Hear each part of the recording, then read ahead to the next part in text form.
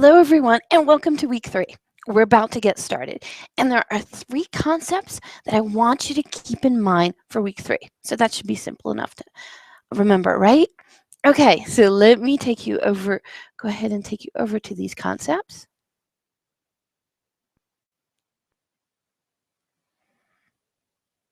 And let me go ahead and put it in presenter mode. Okay, 3 concepts. The first one I want you to think about is actually thinking about thinking, or metacognition. Metacognition, we're going to be looking at it from the educational psychology viewpoint. Metacognition is awareness of your own knowledge. Okay, what you do, what you don't do, your ability to understand, control, and manipulate your cognitive process. Okay, now the reason I'm even giving this word to you is because for many of you, online teaching is new, and for many of you, also online learning is new. So what I want you to do this week is put yourself in your student's shoes, which should be very familiar since you're going through the process yourself. And since you're doing it online, you may not learn online exactly the same way you learn face-to-face. So you're going to have to hear my story real quickly. Okay, I tried to get out of a graduate program without having taken a calculus class. Okay, but at the end, they caught up with me and they said I had to take it. I was already working, so I had to take a calculus class online. And I'm not bad at math, so don't get that wrong. But the thing about it is, I found that I could not necessarily do the math on the computer. Instead, what I had to do was I had to print off the problems, take it to my kitchen table, sit there, work on it there, and then go back to it. And I don't know why. Actually, I do know why. It was all about my metacognition. It was about how I had learned to do math and how I figured out math problems. And math was a domain. While I'm very comfortable doing lots of things on computers, math was not a domain I was used to doing on a computer. I was used to having the pencil, writing things out and going back and looking at things and doing it again. So when I had to take that calculus class and I had to take it online to fit it into my schedule, I had to fall back to what I was used to when it came to my learning strategies. And I want you to think about that when it comes to online learning and also online teaching. And the slide that I have up now, these 3 distinct phases, this isn't just about you watching your students learn. This is about also your students.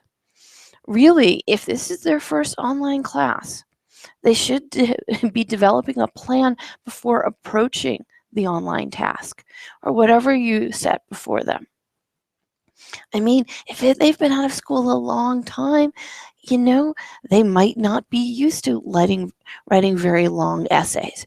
They might not be used to writing in a discussion forum and responding to other students. This might be a totally different way of learning for them, and they're going to have to think about it. The other thing that in metacognition that you as a learner do is that besides the teacher monitoring your task, you have to also monitor your own understanding. Meaning, when you're reading these discussion forums and these posts, you're going, am I getting this point? What's the most salient thing I should get out of this? Has this sparked me to do something, to think about something else? And you have to also, as a student, evaluate your thinking when it comes to this. Now, some Metaskill examples are, and I just threw up a couple of them here, are like knowing the limits of your memory.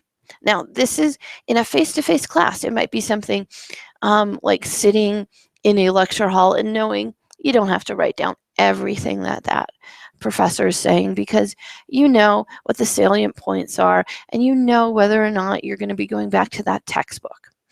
Or perhaps the professor has everything that the professor's talking about is exactly from the slides, so they are going to be putting the slides up, and so why bother taking more notes? That's a metacognitive skill. That's you knowing, what do I have to do here to learn? So that's one example, knowing the limits of of your memory and knowing if you're going to need an external memory. Now the next thing, like self-monitoring your learning strategy. A lot of people do this when they're taking notes, when they're doing a reading, or when they're online. They might have a piece of paper next to them and they might be concept mapping, or they might have two screens up and they might be taking the notes, or even pull up a mind mapping tool to take certain points down and connect them together so that they know that they can look back on these, and so that they can know that they can remember them better. Even think about doodling during a meeting. Sometimes you just doodle because it just helps you remember things. Other examples of metacognition skills are if you know that something's very lengthy and all you really need to know is, say, the subheading or the subtitle, you might just skim that.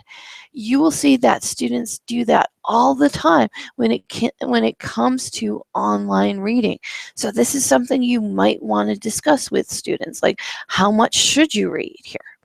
And if you noticed, I put out some helpful hints for this week about how to do the reading for this week. And I said something like, this week is different. But what I actually meant there was the fact that you don't need to memorize everything that I put out for readings this week. What I said there is, I said, go ahead and skim it for basic understanding, make some notes on the big things, and then know enough about it to expand on it in the discussions. So that's a metacognition skill that I was hoping to encourage here.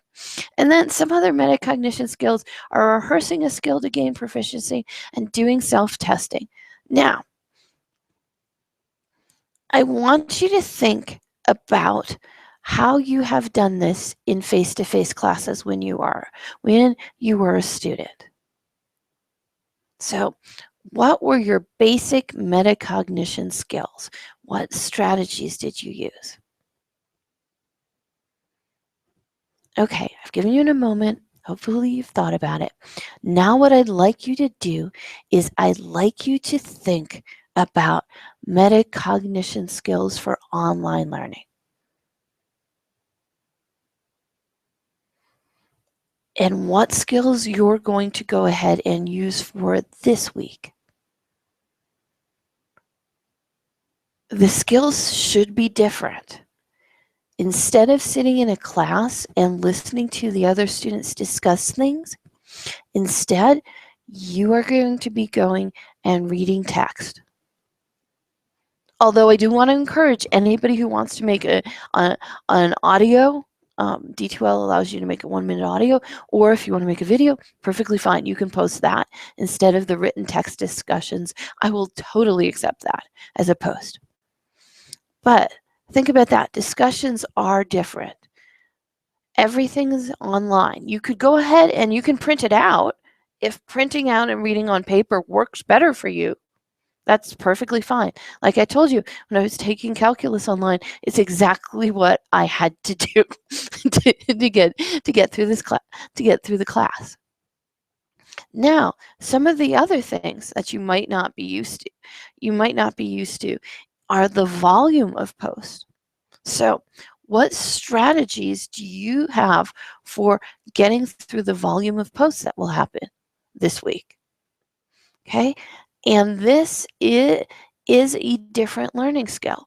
Now, if you normally got on discussion forums, say once, twice, and maybe even 3 times a day, and you normally skim through lots of different discussion forums to get the information that you needed, your skills might be more developed than somebody who, either you don't go online much or you just check some things on Facebook and that's about it. So understand that there is a different level, and that and that your students will have different levels, but also you as an instructor, you are going to have to develop that skill of going in, skimming discussions, making decisions on what's salient, what's not salient, and what you want to respond to when it comes to students. A couple of the other things. Now, think about the videos. Now, for this, I currently have a screen up and I'm just talking and doing narration.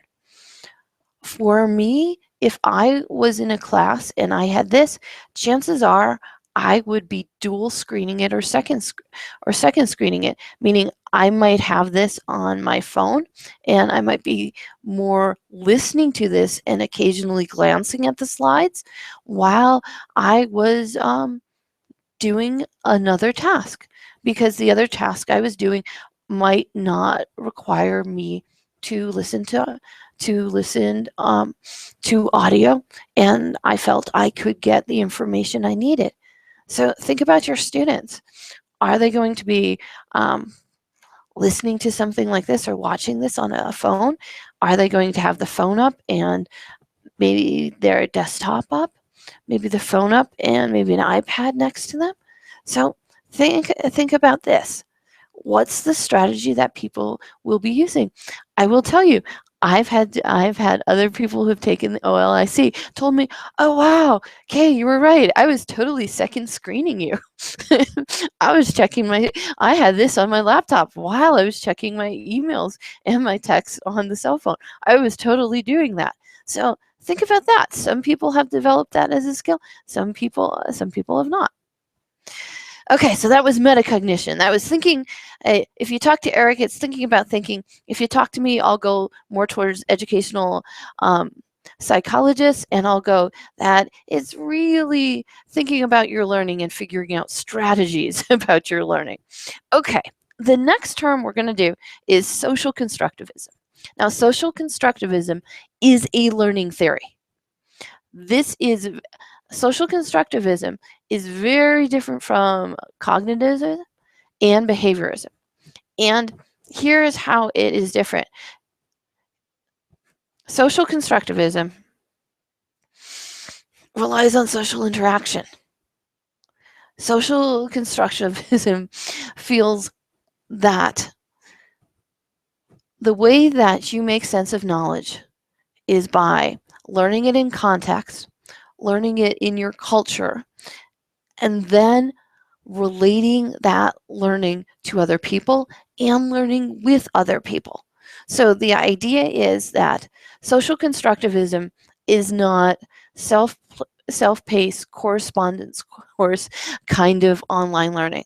Social constructivism is that it believes that you will learn more if you do group projects, if you do discussions in groups, that if you share your knowledge and people share the knowledge back, and it's really that the sum is greater than the individual parts. It's kind of that concept. So it's a lot about social interaction, language, and culture. There is a lot of peer-to-peer put into it. There's also something called the more knowledgeable other, and that's really where the teacher or the instructor comes in social constructivism. In social constructivism, there's all this interaction with the material and with peers and learning collaboratively. Now, the idea is that the instructor is not the sage on the stage. The instructor is the guide on the side. The instructor is this more knowledgeable other, this MKO, who steps in when needed.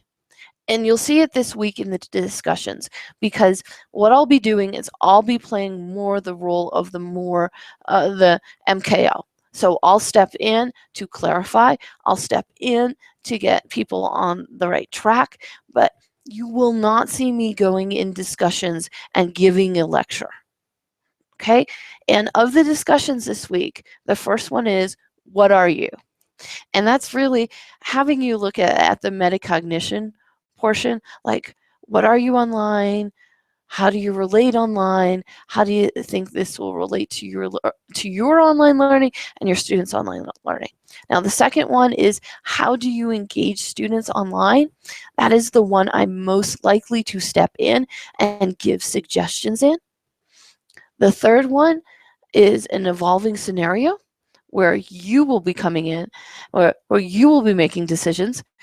I will be playing the guide on the side, and I will be asking questions for clarifications and asking further questions. And then the last one is the loopholer. And for the loopholer, it's you sharing your loopholing stories. So chances are that's the one I am less likely to come into, because while I might be a more knowledgeable other, I think everybody here has plenty of experience with students loopholing. Now, the last thing of social constructivism is the performance of authentic tasks. And so because of the heavy emphasis on context and culture, when you're doing instruction with social constructivism, you're really looking at, how can I make this more of an authentic task? And that's really what the third discussion is this week with the evolving scenario. It's not that you get all the information at the beginning like a case study and you make decisions. Instead, we're going to have it evolve over time like it would in real life. We go back really quick. Now, the last term, and there's only 3, remember? Metacognition, social constructivism, and connectivism. Connectivism is the last one. Connectivism is also e-learning theory. I put a link in content. Again, skim. You don't have to memorize. I want you to get a feel for this one. Now, I will tell you, not all the colleges of education are currently studying this. The more progressive ones are, especially the ones who have a focus on educational technology and online learning. Now, connectivism, 2 great Canadians came up with this learning theory. Some people say it's a pedagogy. Some people say it's a learning theory. There's some controversy with that. But all the other learning theories you'll hear about were created by people who have since passed. And this is the only one out there that's kind of living, that the authors of it are still living, and so it's still evolving. It's about 10, 11 years old now, but here's some of the points about connectivism. Okay, see if this resonates with you or resonates with any of the students you think you'll have. Okay, learners are going to move into a variety of different fields over the course of the lifetime. Informal learning is happening. Okay, and will always be happening. Learning is a continual process, and it's going to last a lifetime. So these are the first 3 principles of it. Now, here's where it gets a little more controversial for people. Learning and knowledge rested in diversity of opinions. That's great. It sounds like social constructivism there. Okay, next one. This is where it takes it further than social constructivism. Learning is a process of connecting specialized nodes or information sources. And when we say this, we're talking about blogs, we're talking about different trade associations, we're talking about university professors, any people that you can get information from. And it does take a very networked view based on weak ties. How many people do you have are out there that you are connected from? How many places can you get information? So again, that the learning's not just residing in the instructor, that sage on the stage, and that learning does not just reside in the textbook. So you can see how for online learning and the internet that this connectivism as a learning theory can really play in there. And if you're worried about, let's be honest, the crap on the internet, well, here at Front Range Community College, that's why we have an information and technology literacy student learning outcome. And I'm the outcome mentor for that. So to let you know, if you want to talk more about it, you can give me a call, email me, and we'll set up some time and we can talk more about that. Or if you want to do an information and technology literacy SLO in your class. Okay, next one. Learning may reside in non-human appliances. What could this mean? It could mean that there's things out on Google Documents or digital textbooks, or if you really want to think about this, learning may reside in non-human appliances. So it doesn't sound too far-fetched for you. Think about a book. Think about how much knowledge resides in a book and what it was like before the printing press and how everything needed to be memorized, right? So this is saying there's technologies that can help us learn. There are technologies that can, that can store knowledge where we can get knowledge from. But the books used to do that. And come on, think about even before the printing press and mass publication of writing. If you want to think about the Christian church, artwork used to be the learning that resided in a non-human appliance. The sculpture, the paintings, the carvings, all of that conveyed meaning and knowledge to early and medieval Christians. Okay? Again, all learning doesn't have to be stored in your head. That's one of the points of connectivism. Then we're getting to the end, don't worry. And then this part is the capacity to know is more critical than what is currently known. So currency really is about how do I learn more? How do I go out and find more? And not just about what I have in front of me. Okay, a couple quick ones to end. Nurturing and maintaining connections is needed to facilitate continual learning, meaning who and where are you getting your learning from, and how can you stay connected? Ability to see connections between fields, ideas, and concepts is a core skill. Sounds a lot like critical thinking, doesn't it? Currency. Accurate, up-to-date is the intent of all connectivist learning activities. So, meaning you want current knowledge. You don't want out-of-date knowledge. And this is last, and we are closing here, that decision-making is a learning process itself. Choosing what to learn and the meaning of information is seen through the lens of a shifting reality. While there's a right answer now, it may be wrong tomorrow due to alterations in the information climate affecting the decision. Okay, while I understand there's some content areas that things may not change, I will tell you in my content area, marketing and educational technology, things change continually. Now, there's still a foundation, but things change continually. So, your 3 phrases for this week are metacognition, social connectivism, social constructivism, and connectivism. So thanks and have a great week.